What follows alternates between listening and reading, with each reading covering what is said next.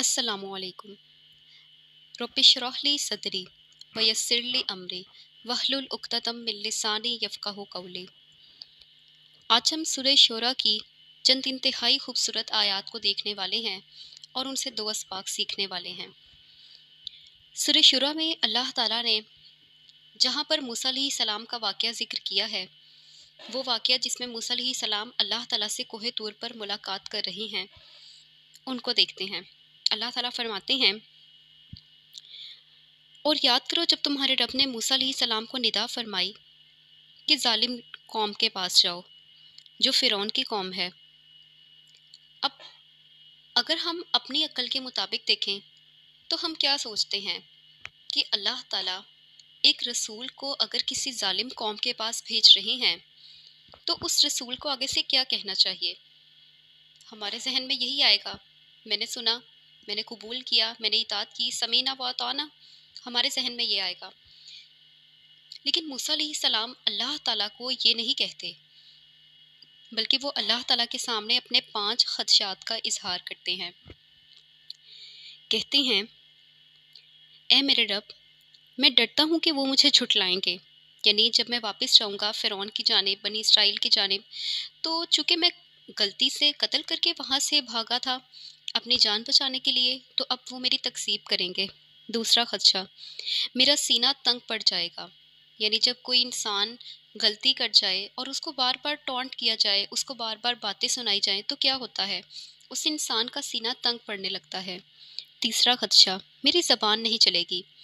अमूमन हमारे साथ भी होता है, हम किसी बड़े ओहदे पर फायज इंसान के सामने अगर खड़े हैं, बात कर रहे हैं, बोल रहे हैं, तो हमारी ज़बान से अल्फाज सही से अदा नहीं होते। तो मूसा अलैहिस्सलाम ने कहा, मुझे लगता है कि अल्लाह ताला मैं बोल नहीं पाऊंगा, मेरी ज़बान नहीं चलेगी। क्यों? क्योंकि मुझे फ़िरौन याद दिलाएगा कि तुमने कत्ल किया था, तुम्हें याद है, और फिर वो आगे से बहुत सी ऐसी बातें कहेगा जो मेरे लिए बर्दाश्त करना मुश्किल हो जाएंगी। लिहाजा मुझे लगता है अल्लाह ताला मैं उसके सामने बोल नहीं पाऊंगा। चौथा खदशा, देखा जाए तो चौथा खदशा नहीं है, एक रिक्वेस्ट है जो उन्होंने अल्लाह ताला से कही कि या अल्लाह, आप हारून अलैहिस्सलाम को भी मेरे साथ भेज दीजिए। यानी इस मकाम पे तो नहीं, लेकिन कुरान में एक दूसरे मकाम पे आता है कि हारून अलैहिस्सलाम स्पीच में उनसे अच्छे थे। तो मूसा अलैहिस्सलाम ने अल्लाह ताला से कहा कि अल्लाह ताला आप हारून अलैहिस्सलाम को भेज दें, हारून अलैहिस्सलाम उनसे अच्छे से बात कर लेंगे। और मज़े की बात यह है कि फ़िरौन की जब मूसा अलैहिस्सलाम से बातचीत हुई तो कहीं पर भी ये नहीं मिलता कि हारून अलैहिस्सलाम ने फ़िरौन से बात की हो। यानी कितने मज़े की बात है कि अल्लाह ताला ने मूसा अलैहिस्सलाम की इस बात को एक्सेप्ट तो किया, हारून अलैहिस्सलाम को उनके साथ भेजा भी, लेकिन सारा का सारा मुकालमा जो मूसा अलैहिस्सलाम और फ़िरौन के दरमियान हुआ वो मूसा अलैहिस्सलाम ही ने आगे बढ़ाया, कहीं पे भी हारून अलैहिस्सलाम नहीं बोले। बहरहाल पांचवा ये कि उनका मुझ पर एक इल्ज़ाम है। इल्ज़ाम क्या है कि मैंने गलती से कत्ल किया था, तो मैं डरता हूँ कि कहीं वो मुझे कत्ल ना कर दें, यानी अब कत्ल के बदले मेरा कत्ल ना कर दें। ये 5 खदशात थे जो मूसा अलैहिस्सलाम ने अपने रब के सामने बयान किए थे, और फिर अल्लाह ताला ने क्या खूबसूरत जवाब दिया। कौला, अल्लाह ताला ने फरमाया कल्ला, और कल्ला का क्या माना है, नॉट एट ऑल। ये जो मैंने अभी आपके सामने चंद आयत पढ़ी हैं, ये आयत नंबर 10 से लेकर 15 तक हैं। अल्लाह ताला ने फरमाया नॉट एट ऑल, मूसा अलैहिस्सलाम ये तो होना ही नहीं है। ए मूसा, तुम क्यों परेशान होते हो, ये 5 की 5 चीज़ें होनी ही नहीं हैं। तुम्हें लगता है कि तुम्हारी तकसीब की जाएगी, नहीं की जाएगी। तुम्हें लगता है सीना तंग पड़ेगा, नहीं पड़ेगा। तुम्हें लगता है कि ज़बान नहीं चल पाएगी, चलेगी।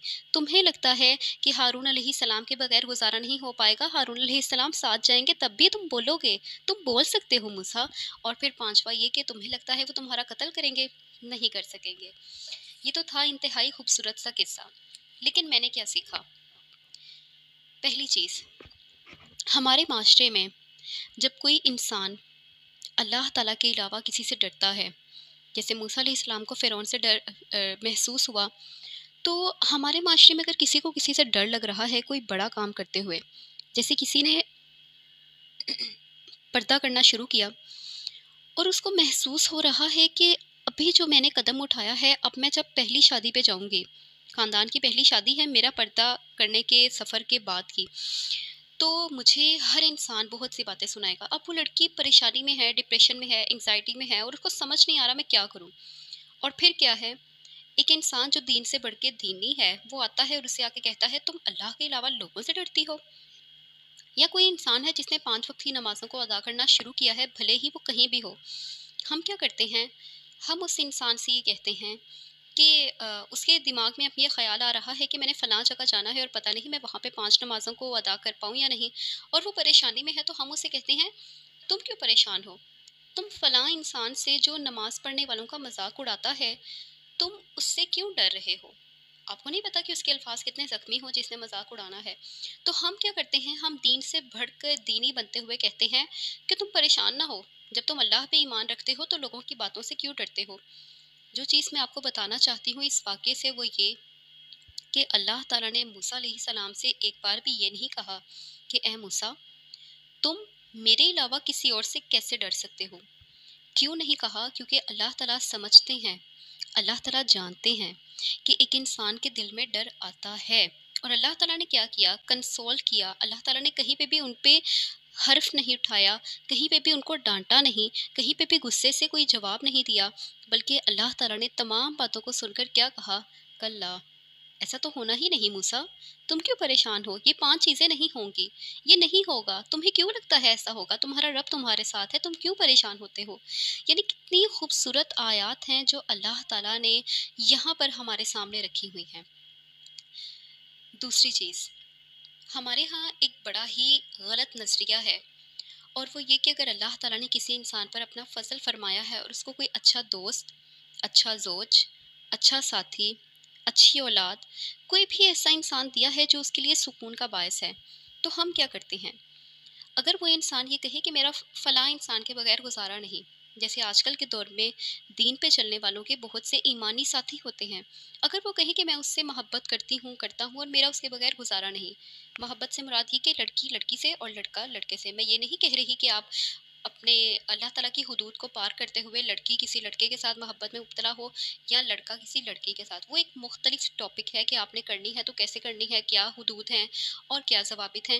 میں یہ بات کر رہی ہوں کہ آپ دین پہ چل رہے ہیں اور آپ کے دینی ساتھی ہیں، اور آپ نے کسی انسان کے سامنے یہ کہا کہ میں تو فلاں کے ساتھ بہت ہی اٹیچ ہوں، تو وہ انسان دوبارہ یہ کہ اسلام سے بڑھ کر اسلامی بن جائے اور یہ کہے کہ اللہ کے علاوہ تو کسی سے محبت کرنی ہی نہیں چاہیے، اللہ کے علاوہ تو کسی سے ساتھ مانگنا ہی نہیں چاہیے، آپ پہ کوئی بڑی ہی آفت ٹوٹ پڑی ہے، مصیبت آ گئی ہے، اور آپ کسی انسان کو یہ سوچ کر میسج نہ کریں، کسی انسان سے یہ سوچ کر بات نہ کر پائیں کہ نہیں اللہ کے علاوہ تو مدد مانگنی ہی نہیں چاہیے، تو پھر میری بات یاد رکھیے گا کہ موسیٰ علیہ السلام جب مدین میں آئے تھے اور انہوں نے دعا مانگی تھی ربی انی لما انزلت الیہ من خیر فقیر، تو اللہ تعالیٰ نے ان کی مدد 2 لڑکیوں کے ذریعے کی تھی۔ وہ لڑکیاں جو ان کو نظر آئیں، انہوں نے ان کے جانوروں کو پانی پلایا، پھر وہ لڑکیاں گھر جلدی گئیں، پھر ان لڑکیوں کے والد نے وجہ پوچھی تو انہوں نے بتایا کہ ایک نیک آدمی ملا تھا، پھر والد نے بیٹی کو واپس بھیجا کہ اس نیک آدمی کو بلاؤ تاکہ ہم اجرت دیں۔ موسیٰ علیہ السلام گئے۔ یعنی میرا کہنے کا مطلب یہ ہے کہ اللہ تعالیٰ نے ان کو آسمان کی بجائے انسان سے ان کی نیکی کا اجر دیا۔ پھر ہم کیسے کہہ سکتے ہیں کہ کسی انسان کی زندگی میں اچھا انسان ہے تو وہ آزمائش ہے؟ آزمائش تو ہر وہ چیز ہے جو اللہ آپ کو دے رہا ہے، اللہ تعالیٰ دیکھتا ہے کہ بندہ شکر کرتا ہے یا ناشکری کرتا ہے، صبر کرتا ہے کھو جانے پہ یا بے صبری کا مظاہرہ کرتا ہے۔ تو لوگ کیا کرتے ہیں؟ لوگ کہتے ہیں کہ تم اللہ سے بڑھ کے اس انسان سے تعلق چاہ رہی ہو، یعنی میں نے کہہ دیا کہ اس ایمانی دوست کے بغیر میرا گزارا نہیں، یا اس کی مجھے ہر مشکل میں ضرورت رہتی ہے، تو مجھے یہ کہا جائے تم اللہ کے علاوہ اس کو دوست بنائے ہوئے ہو، یہ لڑکی تو تمہاری مدد نہیں کر سکتی، لیکن میں یہ کہتی ہوں کہ یہ اللہ تعالیٰ نے ہو سکتا ہے میری زندگی کا ہارون بنا رکھی ہو سکتا ہے آپ کا زوج جو انتہائی نیک ہے اور آپ کو کسی نے یہ کہہ دیا کہ زوج کے ساتھ تو ایک بالکل حد میں رہنا چاہیے، تو اللہ تعالیٰ نے اس کو آپ کی زندگی کا ہارون بنا رکھا ہو کہ جب آپ گرنے لگے تو وہ آپ کے پشت پناہی کرے، کہ جب آپ کو لگے کہ کوئی آپ کا سہارا نہیں بن رہا اور دنیا میں آپ کسی سے کوئی بات کرنے کے قابل نہیں رہے، تو وہ ہارون بن کر آپ کے ساتھ کھڑا ہو۔ آپ کو پتا ہو کہ جب آپ نے دنیا میں کسی فرعون سے بات کرنی ہے جو آج کے زمانے کا فرعون ہے، تو وہ انسان ہارون بن کر آپ کے سہارا دینے کو آپ کے ساتھ کھڑا ہو۔ کوئی تو ہو نا جسے اللہ تعالیٰ نے آپ کی زندگی میں آپ کا ساتھ، آپ کا سفر، آپ کی منزل آسان کرنے کے لیے آپ کے لیے بھیجا ہو۔ پھر ہم کیسے کہہ سکتے ہیں کہ اللہ کے بغیر ہمیں کسی کی ضرورت نہیں؟ ضرورت تو پڑتی ہے اور سب کو پڑتی ہے، اور اللہ تعالیٰ ہی نے ان لوگوں کو ہماری زندگی میں شامل کیا ہے ہمیں آسانیاں پہنچانے کے لیے۔ پھر ہم کیسے اس غلط فہمی میں مبتلا ہو جائیں کہ نہیں، انسان کو اللہ کے علاوہ کسی کی ضرورت نہیں؟ ہاں، جب میں بے بسی میں ہوں گی اور اس کی انتہا پہ ہوں گی تو اللہ ہی ہوگا جو میرے دل کی فریاد سنے گا۔ انسان نہیں سمجھ پائے گا، اللہ سمجھے گا۔ لیکن ممکن ہے کہ میں وہی دکھ اپنا کسی سے بانٹوں اور وہ انسان مجھے کوئی کلیہ، کوئی راستہ، کوئی طریقہ بتا دے کہ تم ایسا کر لو، اور میں ویسا کروں تو میرا کام واقعی ہی آسان ہو جائے۔ دو غلط فہمیاں ہیں جو ہم میں پائی جاتی ہیں، اور میں ان آیات کو بتانے کے بعد، ان آیات کو پڑھنے کے بعد یہ چاہتی ہوں کہ آپ میں سے کوئی اس کام کو آئندہ نہ کرے۔ پہلی چیز، کبھی بھی کوئی بھی انسان جب کوئی بڑا کام کرنے لگے اور وہ ڈر رہا ہو تو آپ نے اس کی حوصلہ افزائی کرنی ہے، جیسے اللہ تعالیٰ نے کلا کہہ کر کی۔ نوٹ ایٹ آل موسیٰ، یہ سب نہیں ہوگا۔ آپ نے اس کو یہ نہیں کہنا تم کیوں ڈرتے ہو، بس اللہ سے ڈرو۔ ہاں، وہ انسان اللہ سے ڈرتا ہے، وہ ڈرتا ہے، آپ نے اس کا تقویٰ، اس کی خشیت نہیں دیکھی ہے، اللہ نے دیکھی ہے۔ لہٰذا آپ اللہ نہ بنیں، آپ خدا نہ بنیں، بلکہ اگر کوئی انسان کسی چیز سے ڈر رہا ہے تو اس کو حوصلہ دیں، اس کو جج نہ کریں فوری طور پر۔ اور دوسری چیز، اگر کسی انسان کی زندگی میں اللہ تعالیٰ نے کوئی بڑا ہی اچھا انسان شامل کیا ہوا ہے تو اس انسان کو اس کے ساتھ خوش رہنے دیں۔ آپ اسے یہ مت کہیں تم اللہ کے علاوہ کسی کے ساتھ کیوں اٹیچ ہو، آپ اسے یہ مت کہیں تم اللہ کے علاوہ کسی سے کیوں مدد مانگ رہے ہو۔ نہیں، اگر آپ یہ کہیں کہ آپ کا نفسیاتی مسئلہ چل رہا ہے اور میں کسی سائیکولوجسٹ یا سائیکیٹرسٹ کے پاس نہیں جاؤں گی، میں تو اللہ سے بالکل بات کر لوں گی، تو صحیح ہے، کرنی چاہیے۔